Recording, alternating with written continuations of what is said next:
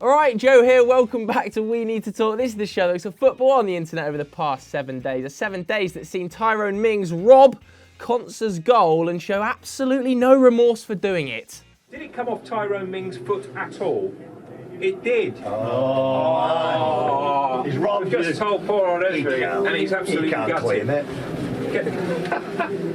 Not Tyrone's foot, the winner. Oh, I don't know about that. Whoever touches it last. I'm heartbroken. What would you like to say? Nothing. Gary Neville get very heated in the Sky Sports commentary box. Anthony Martial is in. He went for power and it just kept on rising too much. And Matt Ritchie volley a corner flag into a watching Newcastle fans' bollocks.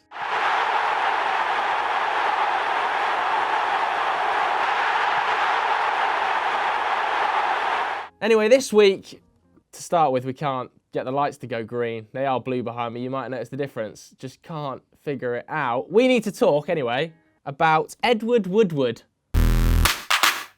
Things are bad at Manchester United. Very f***ing bad right now. It's the worst start to a season since 1990.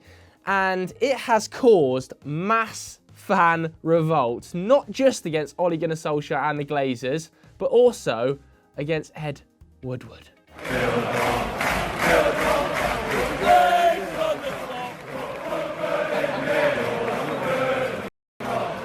Ed Woodward.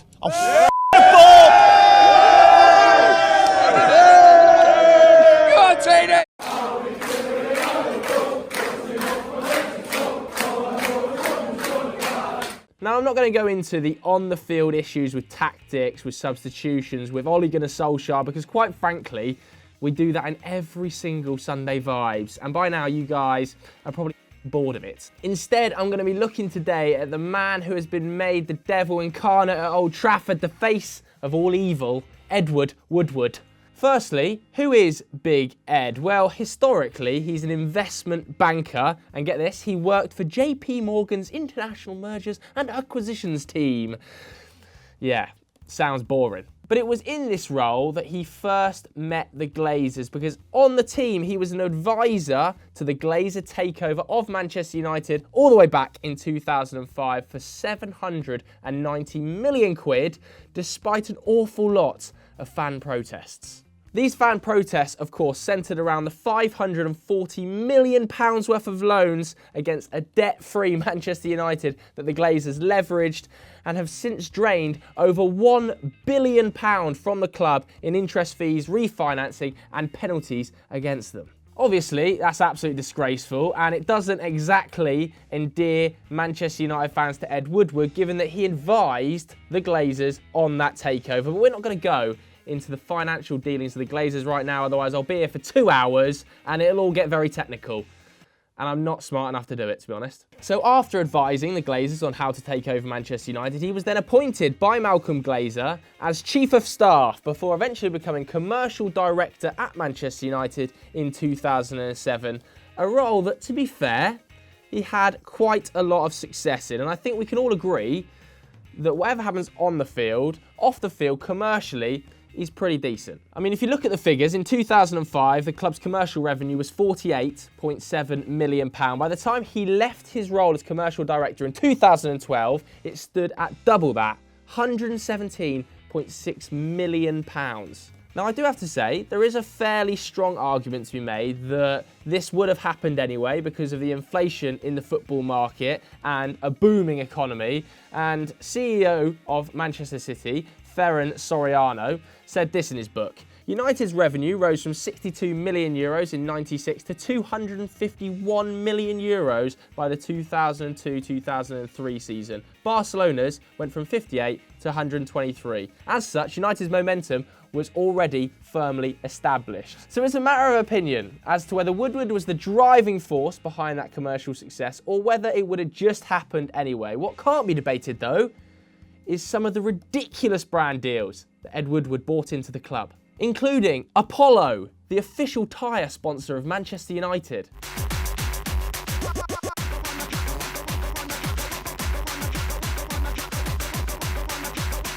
HCL, the official digital transformation partner of Manchester United.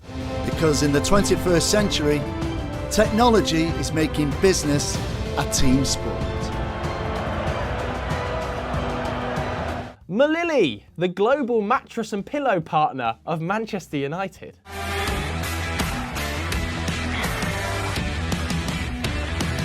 20th Century Fox, the official Manchester United feature film partner. Hello, old friend. Hello, Charles. Wayne Rooney? Wayne, we need you on the battlefield again. Anything for the team. It's going to take everything you've got to defeat Apocalypse. Apocalypse who? And who could forget Casillero del Diablo, the official wine partner of Manchester United. Guys, we have a problem. The boss said that new devil is arriving. Is he well known? Famous throughout the world. They say he is a legend.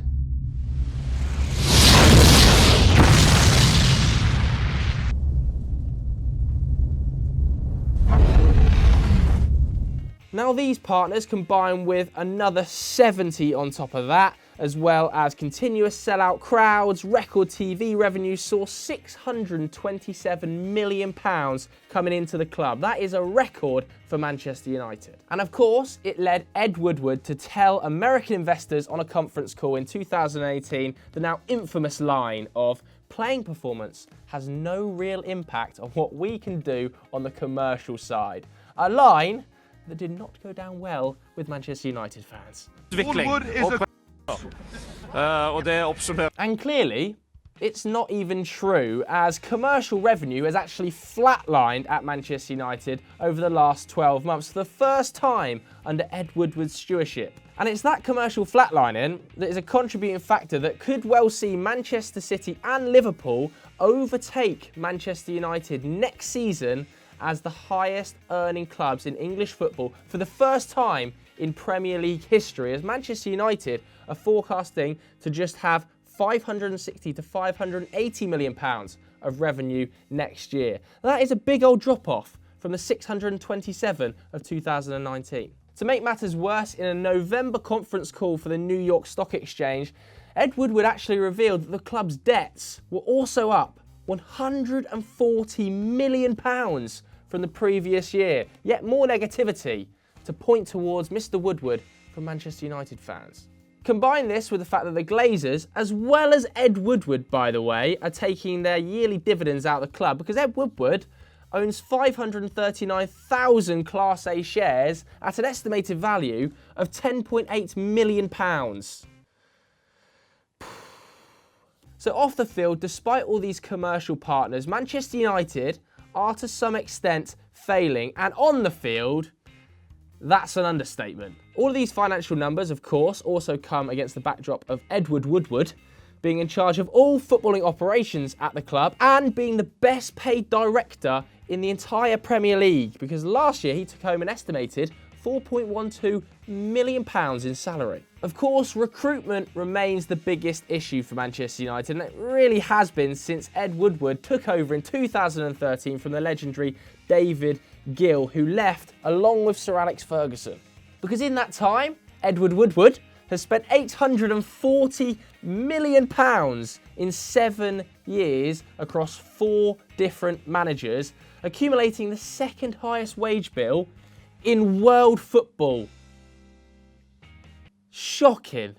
Even if you look back to the very first window under Woodward's stewardship, David Moyes' debut at Manchester United, it was pretty much a catastrophe. They targeted Cristiano Ronaldo, Robert Lewandowski, Cesc Fabregas, Thiago Alcantara, and managed to sign Marouane Fellaini. Obviously, it led to headlines like this. Since then, the recruitment has been, quite frankly, all over the place. So we're going to play a little game called Hit or Miss, and I want you guys at home to get involved in the comments below as well. Put hit or miss next to the following names, and we'll see how many of them were good signings and how many of them were bad signings, Mr. Ed. Under David Moyes, £30 million Fellaini, miss. £40 million Mata, I'll say hit, but I'm being kind. Under Louis van Gaal, who Ed Woodward of course called the perfect choice when he took over before sacking him after winning the FA Cup, £67 million Di Maria, miss. £35 million Shaw, miss. £35 million Herrera, a bit like Mata, I'm being kind to say hit. £20 million Rojo, miss. £16 million Blint, miss. Lona Falcao, miss. 54 mil on Martial, probably a hit. Schneidlin, 30 mil, miss. Memphis Depay, 30 mil, miss. Darmian, 16, miss. Schweinsteiger, 18, miss. Sounds like I'm in a class, just begging for the answer. And then we come to Mourinho, who he called simply the best manager in the game, before eventually sacking him 3 years into his tenure. Pogba, 94 mil, hit. Mkhitaryan, 37, miss. Eric Bailly, 35, miss. Zlatan, on a free, probably a hit actually. Lukaku, 76 million, sold him for a loss, so that's a miss. Matic, 40 million, 6 good months, then he's been a miss. Lindelof, £30 million, I'll be kind and say hit, just. Alexis Sanchez, obviously a miss. Fred, 54 million, he's had a decent 2 months, but overall a miss. Dalot, £20 million, never gets a game, miss. Then it went to Ole Gunnar Solskjaer, club legend, and the right option to take Manchester United forward, according to Big Ed. Maguire, £80 million, probably a miss. Wan-Bissaka, £50 million, that's a hit. Dan James, £20 million, I'll be kind and say hit for that first 6 weeks. But overall, I think we can all agree the majority of Manchester United transfers have been total and utter catastrophes. And more reasons, coupled with the financial strain on the club, the buddying up with the Glazers, the sacking of managers, the amount of money he earns, to see why Manchester United fans simply can't stand him. Moving on to the good, the bad and the ugly, I'm going to keep this very short because I spent a lot of time talking about finances and Ed Woodward in that last part, and I don't really have a clue what I'm saying about this first story. I don't even know if this is good or if it's bad, but there's an Egyptian club, third tier side, they've just signed a 74-year-old player. 74. Guinness World Record, that is, for the oldest professional footballer in history. Guinness going to have to send some people over there, I'm going to be honest though, because whether or not he's an actual player remains to be seen. The bad this week is about agents, of course, who this week have threatened FIFA with legal action over transfer payment capping.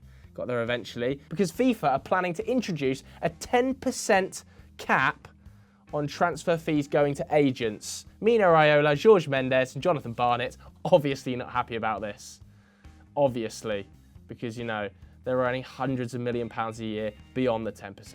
And the ugly this week is about a Celtic fan who's been punching horses. Yeah, he's been found guilty of punching 3 police horses. Kevin Maguire of 36. That's not even the first time. Do you remember that Newcastle fan who did it? I've got nothing more to say about Big Kev. Stop punching horses. So that's it for this week's episode of We Need to Talk. I hope it made sense. If you want more serious footballing chat, though, go and watch Euro Football Daily, who this week I believe are talking about Barcelona on Continental Club. Thanks very much for watching. Goodbye.